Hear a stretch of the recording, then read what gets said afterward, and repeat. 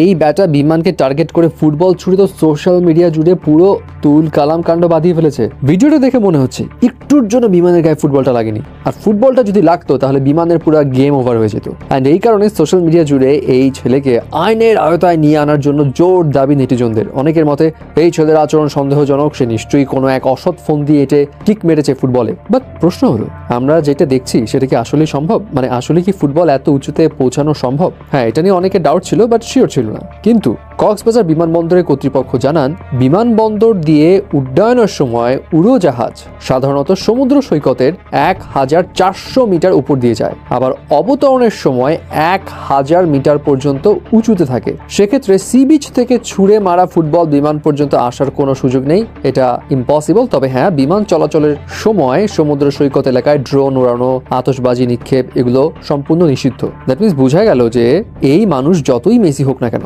Football দিয়ে সেই উচ্চতায় পৌঁছাতে কখনোই পারবে না। হাইস্ট 30 থেকে 40 মিটার, আর কোথায় 1400 মিটার, কোথায় 30 থেকে 40 মিটার, তফাৎটা বুঝতে পারছেন? মোর ওভার, এয়ারক্রাফট গুলো এমনভাবে ডিজাইন করা হয় যাতে করে বার্ড স্ট্রাইকসও ঠেকাতে পারে, এবং বার্ড স্ট্রাইকের ফোর্স কিন্তু অনেক গুণ হয়, যেটা মাটি থেকে ফুটবল উপরে ছোড়া থেকে অনেক অনেক অনেক গুণ বেশি। বাট দ্য ফ্যাক্ট ইজ, ভিডিওতে বাস্তবে খুব একটা বিপজ্জনক কিছু না হলেও এই কাজগুলো কি আসলে উৎসাহ দেওয়া উচিত? না, একদমই নয়। কারণ এতে করে ভুল একটা মেসেজ ছড়িয়ে পড়তে পারে, বিশেষ করে তরুণ দর্শকদের মাঝে, যারা হয়তো বুঝেই উঠতে পারে না আসলে কোন কাজটা কতটা অযৌক্তিক কিংবা অপ্রয়োজনীয়। হতে পারে এই ছেলেটা ভাইরাল হবার আশায় এই কাজ করেছিল, দেখে হয়তো মজা পেয়েছিল যে তাকে হয়তো সবাই কুল ভাববে, আরে কিক মেরে প্লেনে পাঠিয়ে দিয়েছি ফুটবল। বাট এই কাজে উৎসাহ পেয়ে এই ছেলে যদি সামনে আরো বড় সড়ো ভয়ঙ্কর স্টান্ট করে, তখন যেটাতে আসলে বাস্তবিক পক্ষে কোন একটা বিপদ ডেকে আনতে পারে, ওই সময় কি হবে? সো এই সমস্ত কাজ করে ভাইরাল হওয়ার কোনোই দরকার নেই। এটা টোটালি দায়িত্ব জ্ঞানহীনতার পরিচয় দেয়, এবং নিজের মজা পাওয়ার জন্য বা সুনাম পাওয়ার জন্য অযথা ঝুঁকিপূর্ণ কাজও